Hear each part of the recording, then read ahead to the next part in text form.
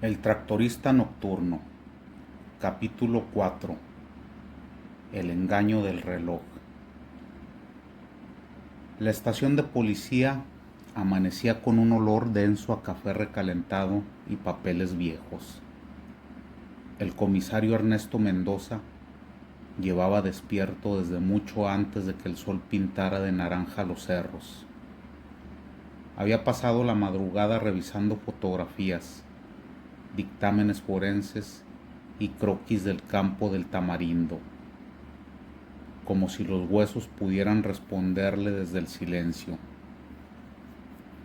El reloj detenido a las 11:35 p.m. lo perseguía como una voz muda, como si cada tic-tac imaginario marcara un error humano, un secreto, un rostro que alguien había creído borrar para siempre. En ese ambiente cargado, los pasos temblorosos de la señora Silvia Velázquez anunciaron su llegada, antes de que ella cruzara la puerta.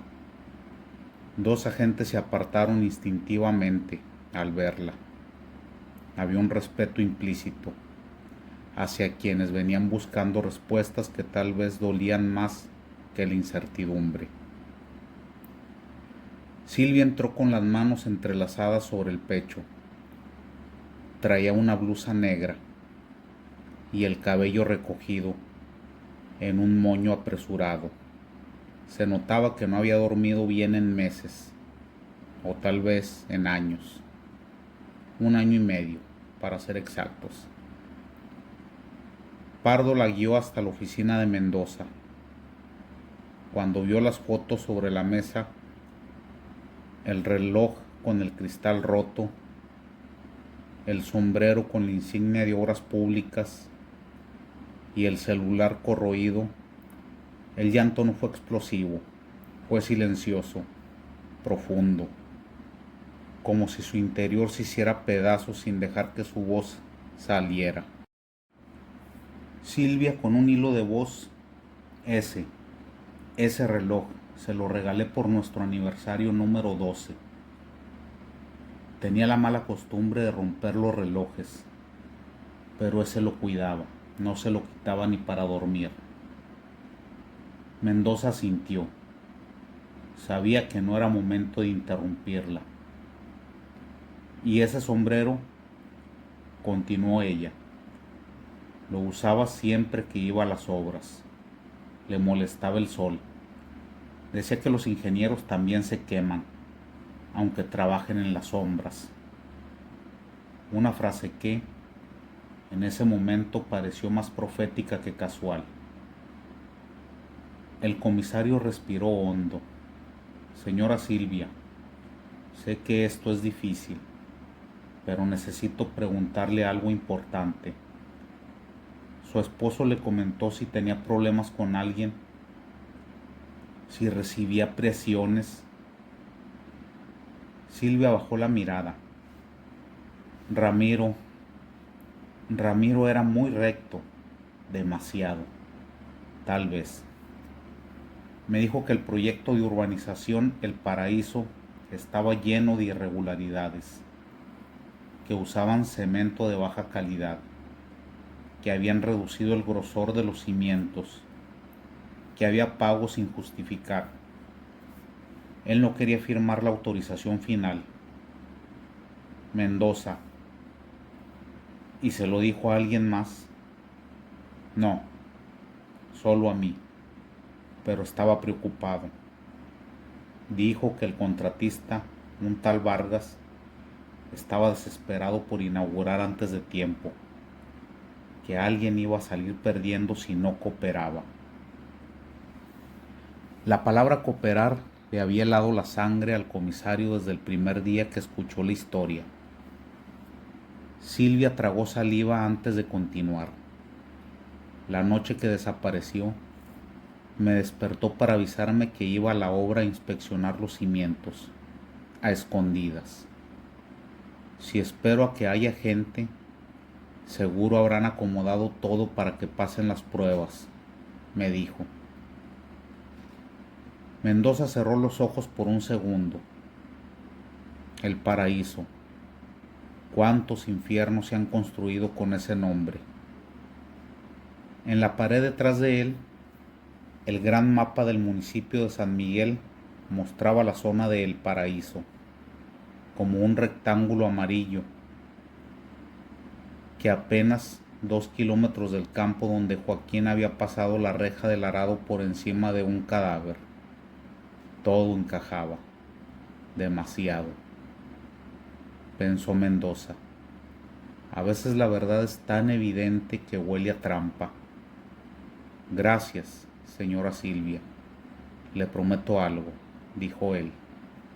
Con la voz más firme que pudo, vamos a llegar al fondo de esto. Ella asintió, pero su mirada no brillaba con esperanza. Era una mirada rota, como si parte de su alma se hubiese quedado enterrada junto al cuerpo de su esposo. Cuando se fue, Mendoza y Pardo quedaron solos en la oficina. Comisario, dijo Pardo, señalando el mapa. La obra del paraíso está a tiro de piedra del campo. ¿Cree que el cadáver fue enterrado allí y luego arrastrado? Mendoza negó lentamente. No, si lo hubieran querido desaparecer, lo habrían hecho en la obra, donde tenían maquinaria pesada.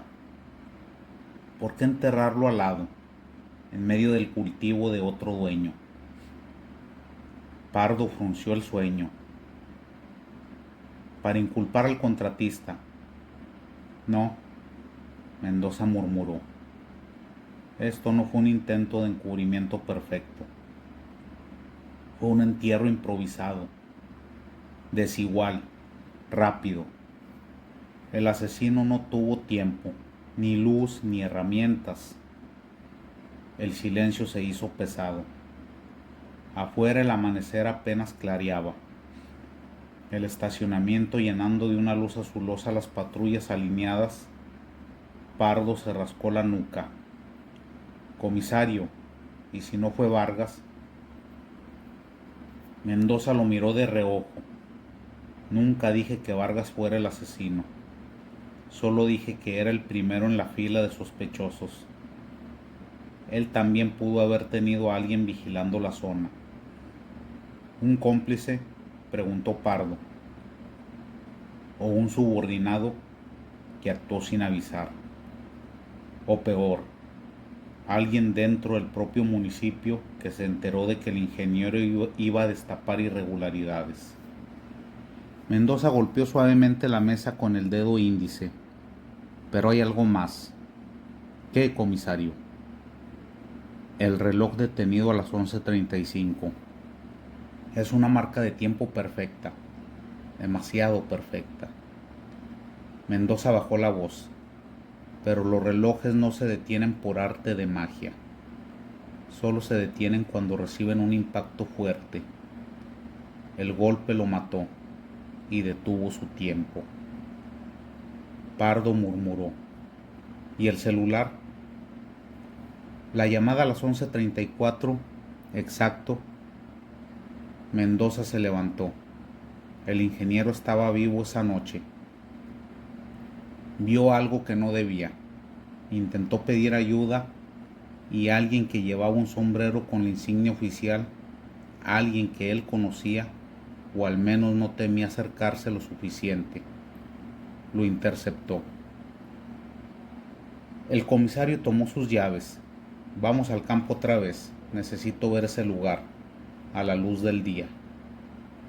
Hay un engaño en el reloj, y no es el reloj el que miente.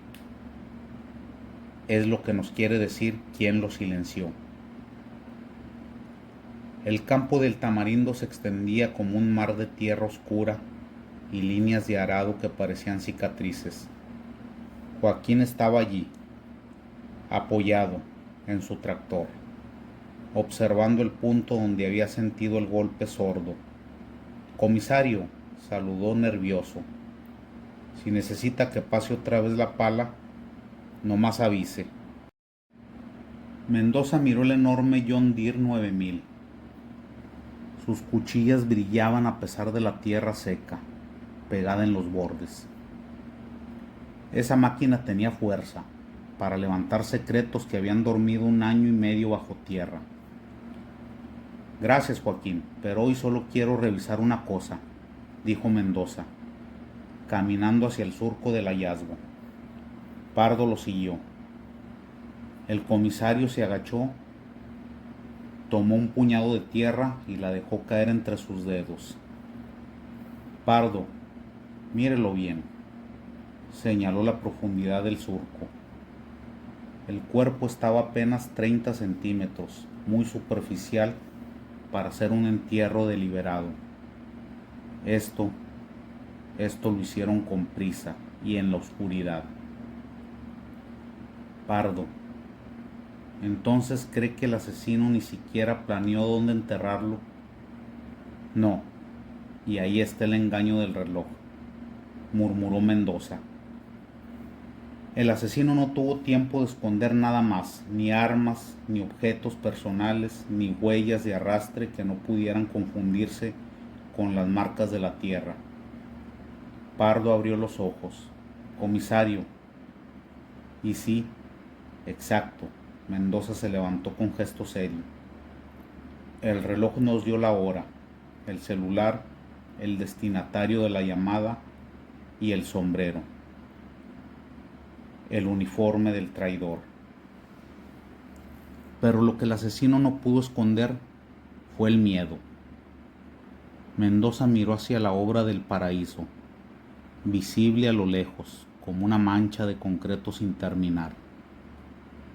Ramiro descubrió algo que apestaba, algo que involucraba a alguien con acceso directo a los sitios de inspección, a los reportes, a los permisos y al uniforme municipal.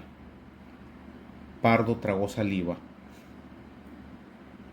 Comisario, habla de alguien dentro del ayuntamiento o del equipo de supervisión, alguien que sabía sus horarios, sus rutas, sus sospechas. Ramiro salió a la obra sin avisar a nadie, excepto quizá una persona, y esa persona estaba en el lugar equivocado a la hora exacta en que el reloj se detuvo. El viento movió ligeramente el sombrero que Pardo cargaba en una bolsa de evidencia. La insignia metálica brilló un instante como un ojo acusador. Mendoza exhaló despacio. El paraíso siempre oculta un infierno debajo, y este empezó a las 11:35 de la noche. La muerte de Ramiro ya no era un misterio enterrado. Era una llamada no contestada que todavía pedía justicia, y Mendoza estaba dispuesto a escucharla.